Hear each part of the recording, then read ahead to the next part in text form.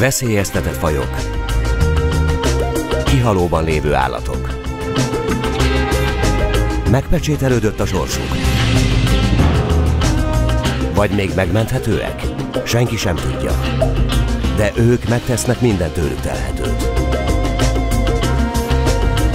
Fejjel a fajnak. Előfordulása: magyar puszták.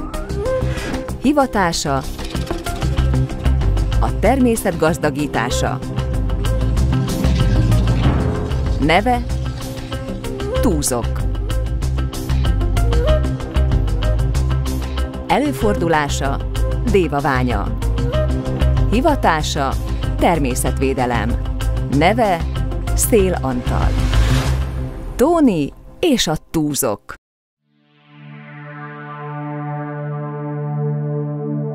A múlt század elején még 13 000 példányra becsülték magyarországi állományát. Mára csupán 1600 körülire tehető a számuk. Európa legnagyobb röpképes madara, a túzok jövőjét számos veszély fenyegeti. Az intenzív mezőgazdasági módszerek elterjedése, a nagy gépekkel végzett kaszálás, a vegyszerezés, a gyepek feltörése nagyban hozzájárult a túzok állomány lecsökkenéséhez. A ragadozók közül a róka veszélyt jelent a földön fészkelő madarak fiókáira.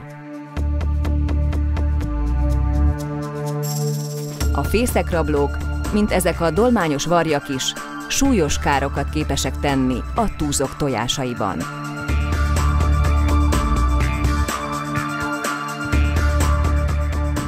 Hazánkban a nemzeti parkok és a Magyar Madártani és Természetvédelmi Egyesület munkatársai több évtizede küzdenek az igen ritka, félénk, fokozottan védett madár fennmaradásáért.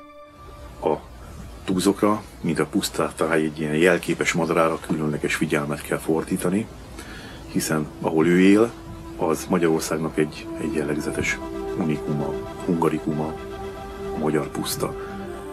Szél Antal, a Kőrös-Maros Nemzeti Park munkatársa, több mint 20 éve dolgozik a természetvédelemben. A túzok egyik legtapasztaltabb, szakavatott ismerője, és persze elhivatott védelmezője.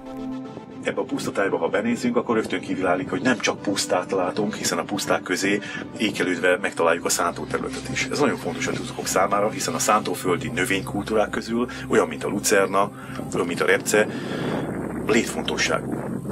A lucerna kitűnő dürgőhely, jó nyári táplálkozóhely, jó fészkelőhely, a repce pedig szinte egész Magyarországon a kárpát-medencei túzok népességnek a legfontosabb téli tápláléka. Tavasztal a hímek párharcban döntik el, kié lesz a násztánc porondja. A dürgés a madárvilág egyik leglátványosabb eseménye. Ilyenkor a kakasok tollparádéval próbálják a tojók figyelmét felkelteni.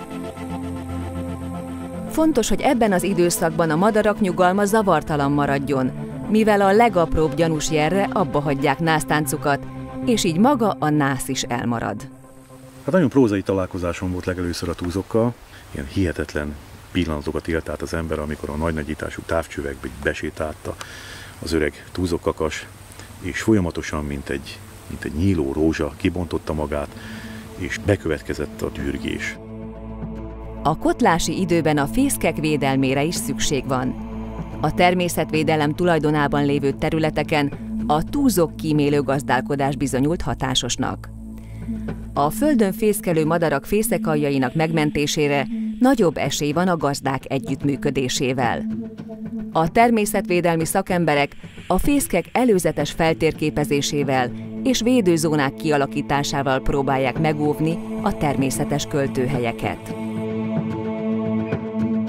Amennyiben a tojó a zavarás miatt elhagyja fészkét, a megtalált tojásokat mesterségesen keltetik ki a dévaványai túzok rezervátumban.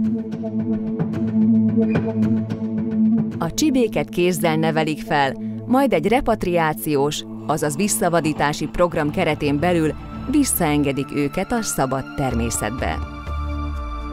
Hogy miért van szükség a túzok megmentésére?